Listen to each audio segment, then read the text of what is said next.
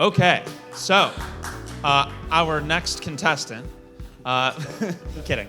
So how many folks in the room have kind of seen this new trend with viral content and personal branding? I'm sure that a lot of people are trying to figure out how to use this. So we thought that we would actually bring somebody who's the expert on this. We're really, really happy to have this next person come on and talk with you all for a bit. I persuaded him to do this for free, which is not always easy to do. But I'm really, really happy to have the CEO of GYMGUYZ with us, Mr. Josh York. Josh, come on the stage.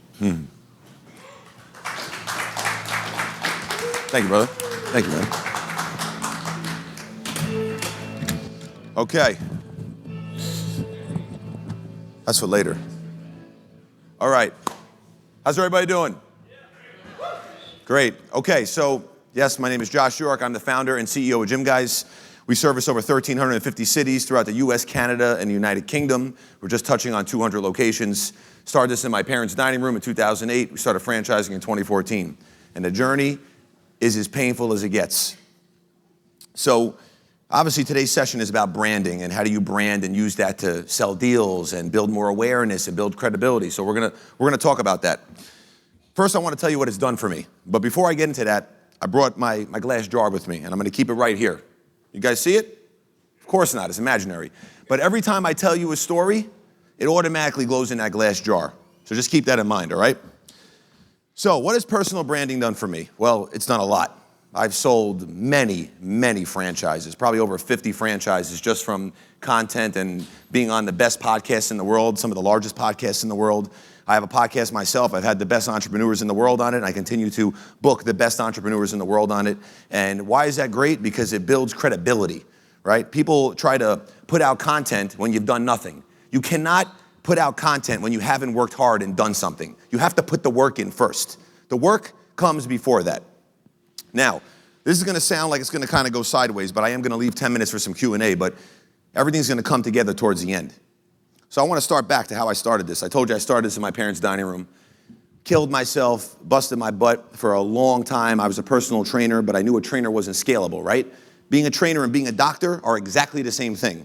A doctor without patients is unemployed, and a trainer without clients is unemployed. So I used to always say to myself, how can I make money when I'm not working? Well, you know, I went to college, got a 9-to-5, because that's what you're supposed to do. I was making almost $200,000 a year as a personal trainer, and I gave that up for a $35,000 job in a marketing firm. Crazy, right? But I thought that's what I was supposed to do. After being in this negative environment, I couldn't take it anymore, so I went back into fitness. Long story short, one of my clients came in and said, Josh, I wish you can come to my house, I just don't have any equipment. And I was like, wow, no one's ever professionalized this service. I'm gonna do it, I'm gonna franchise it. Came up with the name GYMGUYZ. GYMGUYZ stands for Get You Motivated, Goals Uniquely Yours, Zero Excuses, and it took off like a rocket ship. So, lots of problems, right, to get there first. So the first story I wanna share with you, and again, stories go in a glass jar, remember that, right? So when I started GYMGUYZ, I used a Z, but I knew, because I'm always thinking ahead, and you gotta be smart, that no one's gonna know the brand, so people are gonna go to the website with the S. So I was like, I have to buy GYMGUYZ with an S. And if you go to GYMGUYZ with an S today, it goes to GYMGUYZ with a Z. So I went online, someone was selling it for $48,000. I didn't have 48 cents to buy the website. So I kept messaging the guy. And let me tell you something. If you wanna win in anything in life, you must be consistent. Does everyone in here brush your teeth twice a day? Raise your hand. That's good. Same rules apply to business, to your fitness, everything. You must be consistent. So I kept calling him, and I'm an action taker, right? The action takers are the money makers. And if you want to make money, you better take action. So I was like, you know what, I'm gonna book a flight, and I'm gonna fly out to Denver, because this is where this guy lived, right? I looked up the IP address, he lives in Colorado. So I'm gonna fly to his house. I have that ticket framed in my office today, by the way. Guy's name is Al Helen. I still talk to him today. Can't hear me, but shout out to Al, great guy. So I flew to his house. He was in like a rural area in Denver, in Colorado, excuse me, and he wasn't home. So I was like, all right, I'll grab some food, I'll come back later. Come back later, he wasn't home again. So like within distance, you can see there's another house down the road. So I go to that other house, and they're home. So I was like, hey, I'm looking for Al. You guys know, oh yeah, Al's on vacation this week. I was like, you gotta be kidding me. And they're like, yeah, he's not coming back to next week. So I'm like, oh my God. Now keep in mind, at this point, I must have called this guy like 70 times before I went to his house. Left him a note, left a note with his neighbor, comes home next week, called me up. He's like, listen, I'm filing a police report because this is getting actually out of control and crazy. You're stalking me, and this has got to stop. And I just said, Al, listen. I was like, I'm the same age as your children, aren't I? And he said, yes. I said, I'm going to build the largest fitness brand in the world. I need this website. You're not even using it. Long story short, I got the website for free. After hard work, after consistency, got the website for free. Boom, in the jar. Okay, how did I sell my first franchise? So I didn't take a trip for almost 8.5 years. And right before I had my first son, my wife said she wanted to go to Cabo. And I was super nervous to go. I just got approved for franchising. It was December 2013, the week of Christmas week right there. So I was like, all right, you know what, we'll go. Went on vacation, super nervous. And the whole time on the flight, because I'm obsessed, I'm crazy, right? Normal doesn't work, just so you all know. And you have to be obsessed if you want to be successful. So I get there the first night. We got there late, so we didn't have time to make a reservation. So we go to the buffet.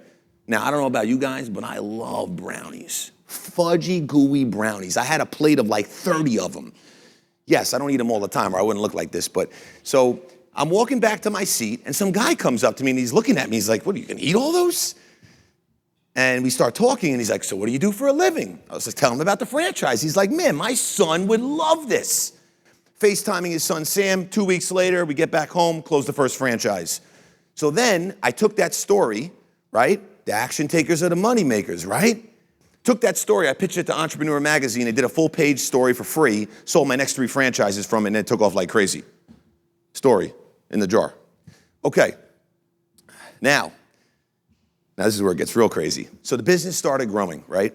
Now, to that man back there who asked the question about funding the business, who was it? Back there, yes. Okay, so I'm gonna touch on that. I run a very successful corporate territory on Long Island. I do millions in it, millions. I had to step away because when you become a franchisor, you can't operate your business and grow your franchise. It doesn't work like that, right? The key is working on your business, not in your business. So I went from doing millions to like 2.5 to 2 to like the business just started going down. I couldn't find someone like Josh York because no one's like Josh York. And I had to put better systems in place, and now we're back to the numbers that we used to do. But, you know, I was bleeding cash, right? Everyone's like, man, that Josh York must be super freaking loaded. I'm like dying of cash. I'm putting everything into the franchise, everything. So I was like, I need money. I need money.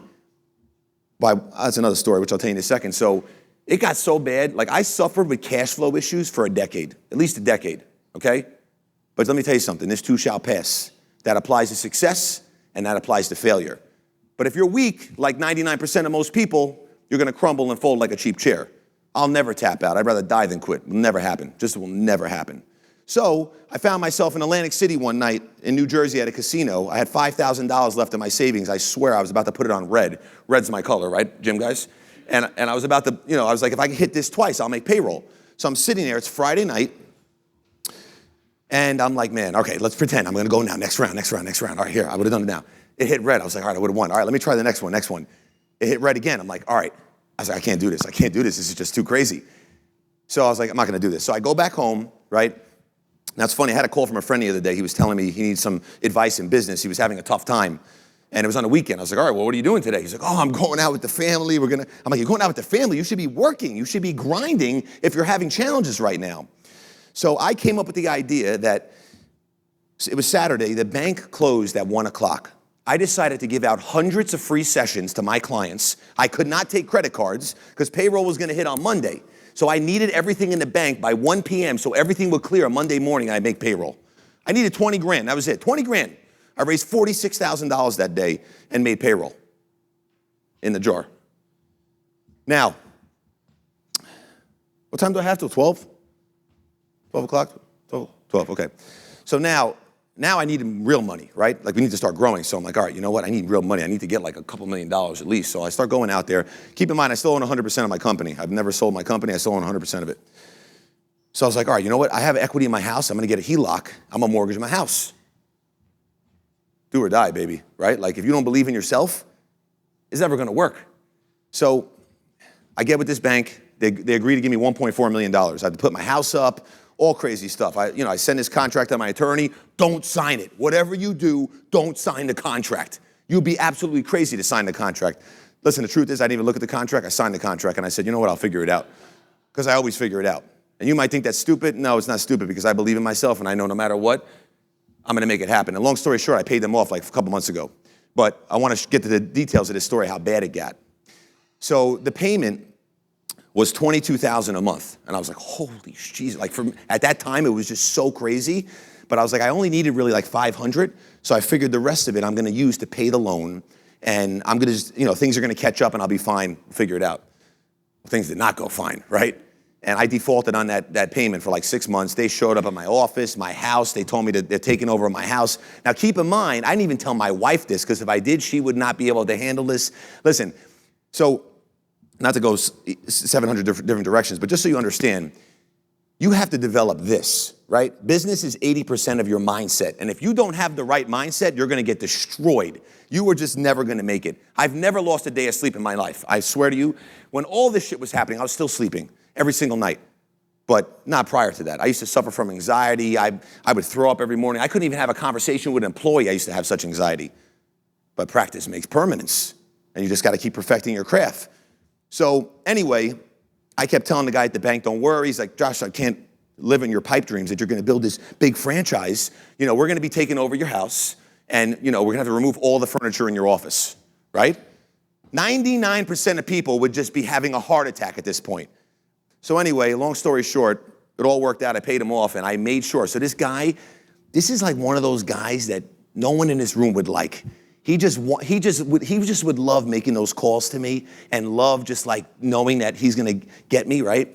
So I told him, in order for me to pay you off, you have to get on a Zoom call with me. I wanted to get in person, but he wouldn't, because I wanted it on video, right? And I should have actually gave you the video so we could have shared it, but I got him on video. It was the greatest video ever. And I was like, hey, Mark, his name was Mark. I'm gonna share his last name, but I was like, Mark, remember when you came and you were so friendly to me and you told me how you're taking my house and this and that?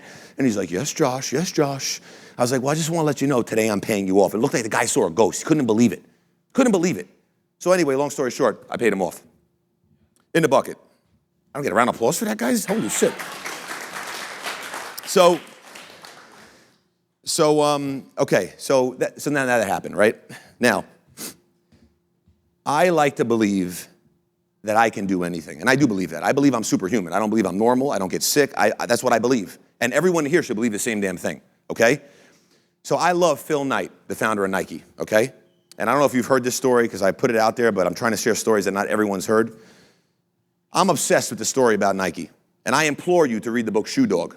It's the greatest business book you will ever read in your life. I actually don't read books. I listen to audios because I just have hardcore ADD. I can't sit still. But that book I've actually read 10 times.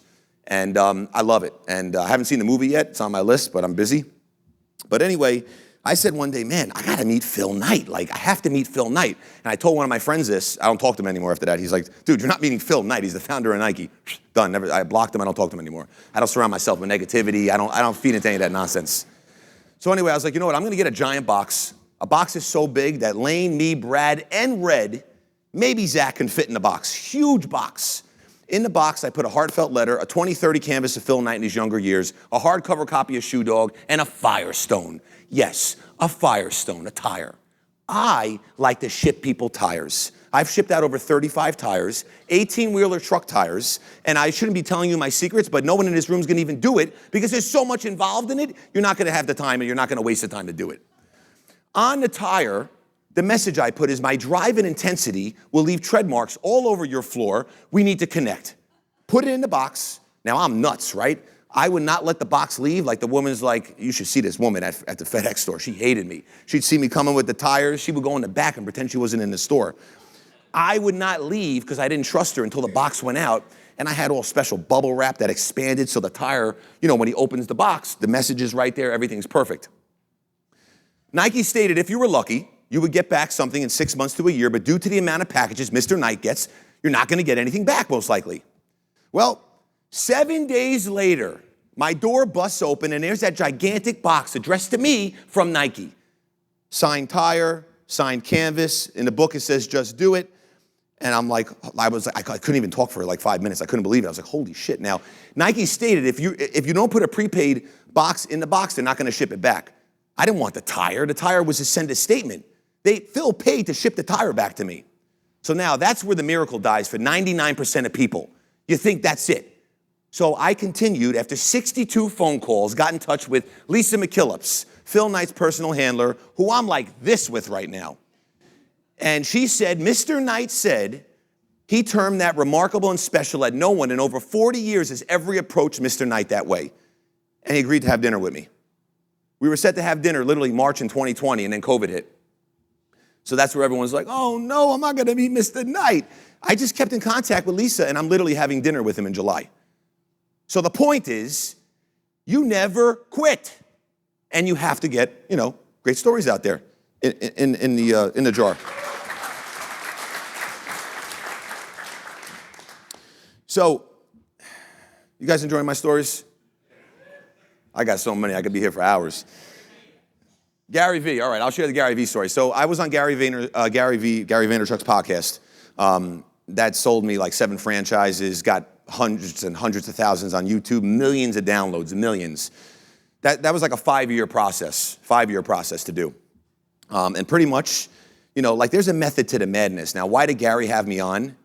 Because I've actually done something. Now, if you're trying to do something and build a brand, you have to first put the work out. You have to work first. If you don't put the work in, you're not gonna have any credibility. Like, I have people message me all the time. Hey, I'd love to do this, I'd love to. What have you done? You've done nothing. Like, you need to actually have credibility, right? But I sent him a tire, right? And although he chucked it in the garbage, he told his assistant Tyler to chuck it in the garbage. That was very a valuable part of this whole story. But I just kept, being I like to say pleasantly persistent. That's what I say, right? Because it's really annoying, But so I just kept going for years and years. And then he spoke at the IFA, and I got a hook in with his camera guy. And then I met him at the IFA. We sat in a room, and he's like, I really like you. He's like, let's meet up again. 2 years again went by, and I met up with him sitting for coffee. And he's like, Josh, what do you want? What do you want from me? You don't leave me alone. And I know you're not going to leave me alone. Like, I know you're like this rare kind of breed, like, because you're like me. That's what he said to me. I said, honestly, Gary, I'm better than you. And he's like laughing. He's like, what do you want from me? I was like, I want to go on your podcast. Now, I know selfishly that's going to help me, but it could help you too. You might want to get into franchising. I know everyone in the franchise industry. I could help you, but there's going to be some times where we're going to cross paths and I'm going to help you. And he's like, absolutely, done. That's how I got on Gary V's podcast. But, look, the key is you guys have to understand something.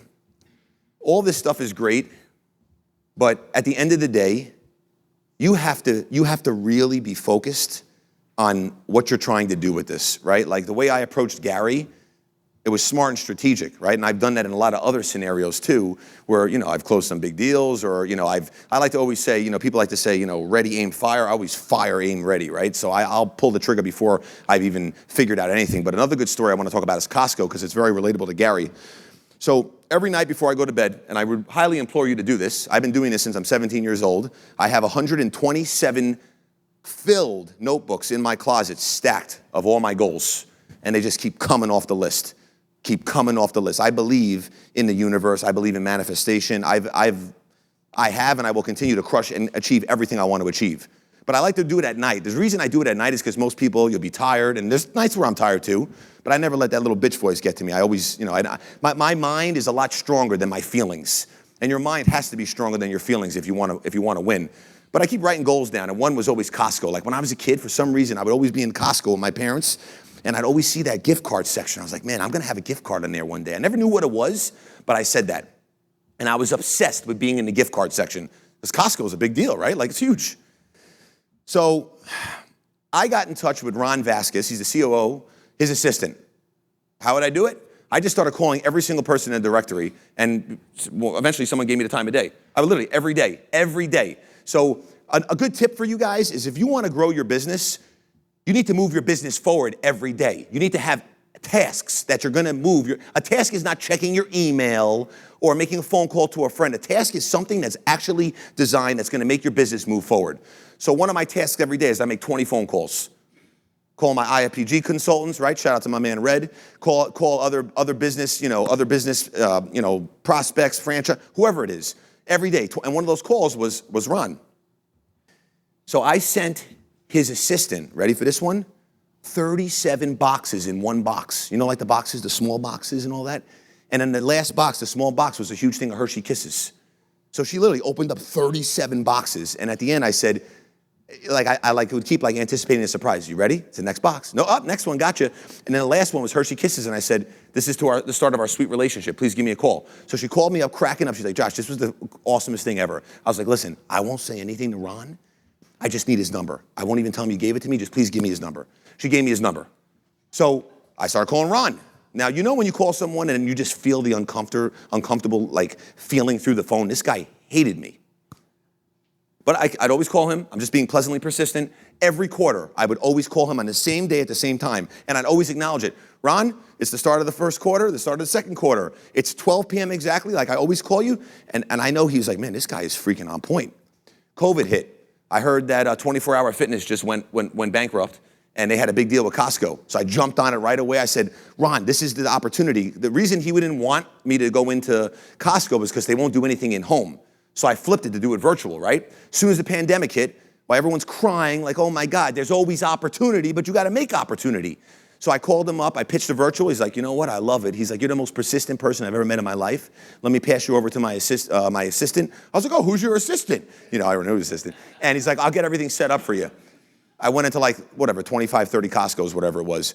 Long story short, it didn't work out because Costco takes all the money, so it wasn't very profitable for us. But the point was, I wasn't getting in there for the money, it was for the omnipresence, right? The branding, the marketing. We sold 2 franchises from being in Costco, by the way. In the jar.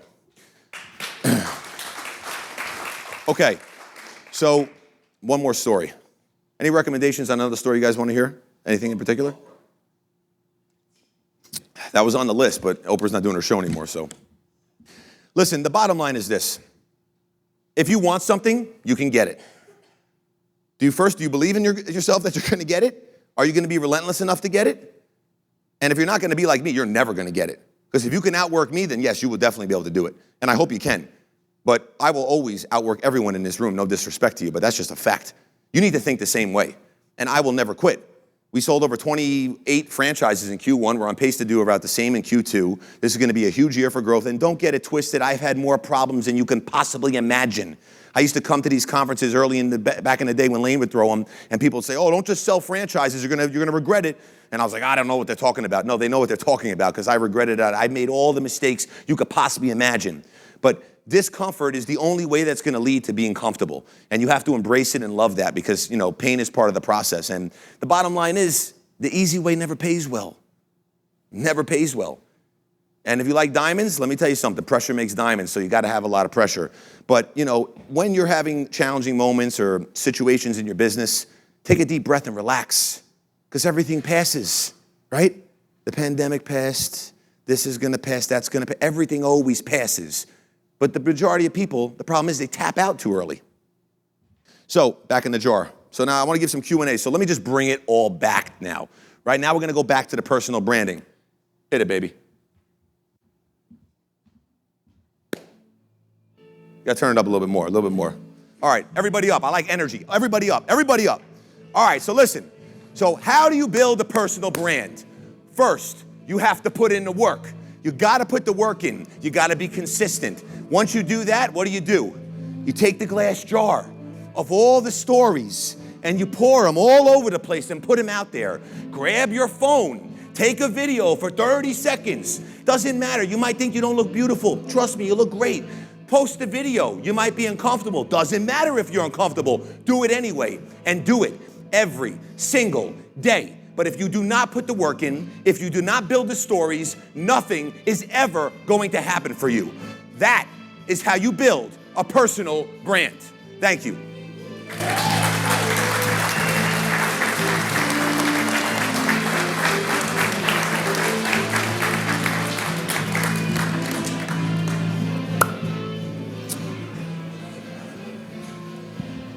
All right, everybody. I think we're a little bit more energized now, huh? I love that. Okay, so we're gonna have time for about 10 minutes of questions because I know you guys probably have a lot. So anybody have any questions to start? All right, Red, go for it. Yeah, so I wrote a book. It's called Fuel, What It Takes to Survive as an Entrepreneur. And honestly, look, it's like a glorified business card. Like, I like to keep it real with you, but like you kind of like have to do it. But believe it or not, I sold a lot of copies. I became a best-selling author, so that was pretty cool. But I just shared my story and I just put it out there. But again, it all builds back to credibility, right? You have to build credibility. You don't understand something. 99% of my franchise partners buy into me. Me. You need to do the same for you. Everything that's out there, they research it. I'm everywhere, right? But again, you could do social media and be private. I'm a really private guy. I'm actually extremely introverted. You might not believe that, but I really am. Okay? I don't party. I've never been drunk. I've never smoked a cigarette. I've never been high. I play hockey. As you can see, I got my face sliced here last week. I play hockey, I work out, and I spend time with my family. That's it. I don't post any of my family and my kids on social media. You don't have to do that. But if you want to get out there, you have to build credibility. And when you build credibility, you'll sell more deals because people are going to believe in you. Next question. Anybody else? Because I have some, but it's up to you guys. You better have some questions, so I'm going to come out there. So I'll take one. Because I think that it's interesting the way that you've built your personal brand, and a lot of it is guerrilla style, right? Because you're doing a lot of things when it comes to packages, and that's not normally something that we'd see here in this crowd just because it's younger crowd. We don't even, my girlfriend doesn't even open mail at this point, and she's 29. So to me, when I think about it, what have you found when it comes to TikTok and Instagram and podcast to you? What has been the most successful of those mediums and why? Honestly, they're all very successful, you know. And you know, for me, I'm just really busy. So like I have a team that manages it. But, you know, then sometimes I will actually get out there and post some stuff. But most of the time my team manages. But it's a lot. Like it's definitely a lot. So you need to make sure. But you got to put time in it. But again, that's a critical task for the day, right? Make sure you put out a post every day. Make sure you do that. But the work's got to come before you do that. Any other questions, folks, from the crowd? All right, bring them. I'm coming to you. Yeah, early on in your journey, why didn't you take private equity money? You know, it's a good question. So actually, I could have been retired in 2017, to be the truth. That's when I should have probably taken on money. But I just didn't because, you know, one of my goals every night is I'm going to make the most multimillionaires in my company because everyone works hard and I want to take care of everybody. And it just wasn't enough money for the team, so I didn't do it. And I never shared that with my wife either because she would kill me. But I know what's happening and where we're going, so it's okay. You know, shoulda, coulda. I don't look. I see. I develop a thing with my neck, right? I have a problem. I can't ever look back. My neck doesn't turn back. I only look this way. So I don't focus on things that could have happened, should have happened. Once it doesn't happen, we're on to the next thing. Go ahead, Andy. I loved your 20 calls a day and just being really regimented about that. And you said you reach out to brokers as well, consultants. Everybody. Listen, I'm literally giving you all the secrets. The problem is no one in here is going to listen. Prove me wrong. Do you have a Fran Dev team?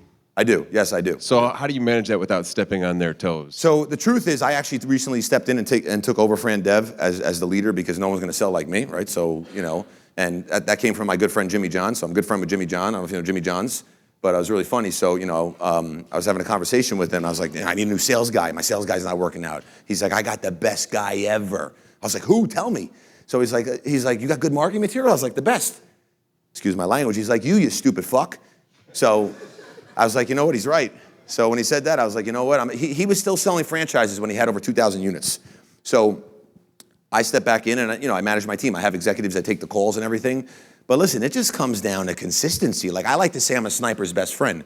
I take the same step at the same second every single day. I eat the same thing every day. You have to develop your life around that. You have to create routine. And if you do not exercise in this room, shame on you. You should, and you should start tomorrow because movement is the cure of everything. You have to move, and you will just operate at a higher level, a higher frequency on a daily basis. You have to take care of yourself. That's why I'm unstoppable. I believe you have to suffer every day, and I suffer, and I use fitness as my component to suffer because you know what? When someone serves me with a lawsuit, I laugh at it. I had 75 trainers years ago serve me with a class action lawsuit. I won, and I laughed at them because I loved the pain. I could deal with it. But that's how you set yourself up, and you guys laugh and smile, but it's the truth, and you should listen to me. Everything I'm telling you right now will change your life and everything, if you listen. But the problem is no one listens. Shame. What's your morning routine and evening routine? Every day I wake up at 3:29 every single day, 3:29 every single day. Get up, I eat something, a little something, shower quickly, get my workout in, depending on the day. It's a sauna, my cardio. I'm in my 27-degree ice bath every single day. I have not missed a day since I'm 17 years old. I've done it. I barely get sick, but I literally had the flu once. And I don't believe in the doctors because they don't know what the hell they're talking about. Because when I go to a doctor and there's a fat guy who's overweight and out of shape telling me you need to exercise, I walk out because that makes no sense. But anyway, so I jumped into the ice bath and the next day I felt great. And the doctor's like, you're gonna be sick for 7 days. Your mind is powerful, I'm telling you, and you might think I'm crazy, and I am, but it's the truth. It's really the truth. But after my ice bath, I have 10 stalks of celery every single day. I haven't missed a day since I'm 17. Celery juice is really good for you.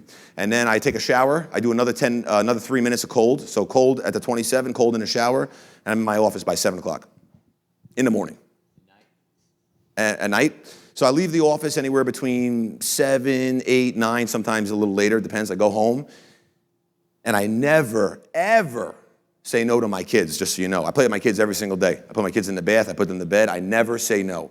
And if you say you're too busy, you make time. There is no such thing as a work-life balance. Let me tell you that. You make the balance, okay? I can't work out, I'm busy, I'm a father, I have kids. That's all nonsense. Look at me. That's all nonsense. You make the time. But I literally, when I come home, as crazy and obsessed I am with my phone, I try to really put my phone to the side, and I play with my kids. And then I'll go through my phone quickly, and we're at my goals, and I'm in bed usually by 10 to 10:30. It should be earlier, and I'm trying to get to bed earlier, but it's tough, but I try. And that's every day. Lucas? I wanted to hear your favorite suffering workout, hardest workout you do. The hardest workout I'd have to do is my cardio workout on Wednesday, and I only do it once a week because it's so taxing that it would literally shut down your central nervous system if you do it anymore. So I do the row machine. If anyone can do this in here, you send me a message, Josh@GYMGUYZ.com with a Z. Go email me. That's my email address. And pretty much you got to do the row machine, 2,000 meters under 7 minutes. Good luck. It's like death. It's like death. But anyway, what I usually do is I do 1,000 meters, 3 minutes. Then I take 30-second break. I go right into a minute of jump rope. Then I go into 27 burpees. Take a break. Go back to the row machine. 500 meters I do in 1 minute and 35 seconds. Back to the jump rope, back to the burpees. Then I do the last round, 300 meters in 50 seconds. Back to the jump rope, back to the burpees. Then I go on the assault bike. You ready for this one? This is like death. Like people look at me like I'm out of my mind. But 1,000 watts, 8 rounds, 10 seconds hard, 30-second break. That's the hardest cardio workout I do, but before that, I'm always doing weights. I like to lift heavy-ass weights. That's what I like to do. Wow. Okay, Ryan? Hey, love the mindset. I believe in a lot of the same things. I'm in the restaurant business. When COVID hit, people were like, poor me. Other people were like, let's get after it. I said goodbye to the people who were like, poor me, and I'm on the team of let's get after it. I want to hear from you, not to be morbid, but talk about your darkest moment and the mindset and the conversation that you had to have with yourself to get through it. Dude, I still have dark moments, man. Like, it's every day. You're gonna always have dark moments. Listen, you're gonna win, you're gonna have your winning seasons, and you're gonna have losing seasons, right? And when you're winning, you better get ready, because you could try to postpone it, but losing's coming again. That's it. Like, unless you live in some warm climates, and even in some warm climates, like it snowed before in Texas. Like, winter's coming, and then spring comes, and it's beautiful, and the birds are chirping. And so you're always gonna have dark moments, but honestly, I just literally just say I'm the baddest motherfucker in the world. Excuse my language, I don't like to curse, but that's what I say. And no one can touch me. I'm unstoppable. That's what I tell myself. And I just say, calm down, this too shall pass. And really, like, the truth is, like, do you think I really like waking up every day at 3:29? No. Do you think I like going in the ice bath every day at 27 degrees? I hate it, actually. No, I don't. I never negotiate with my mind, ever. And you want to really get up in the morning? What I do, and it's sick and twisted, but again, you got to play with your mind. I literally say my kids are going to die if I don't get up, and I get right up. That's it, and that's what I believe if I don't get up. So if you start focusing on something that you care, you love about, and you trick your mind, you will do the same thing.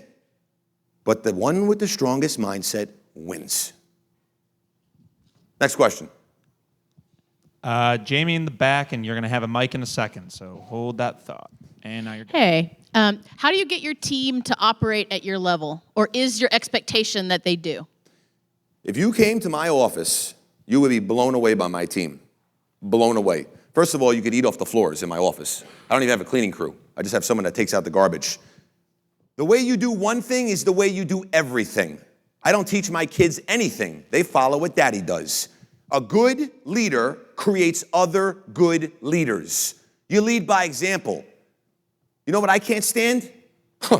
there's the boss. He just came in. It's 12 o'clock. That's not a boss. That is a boss, actually.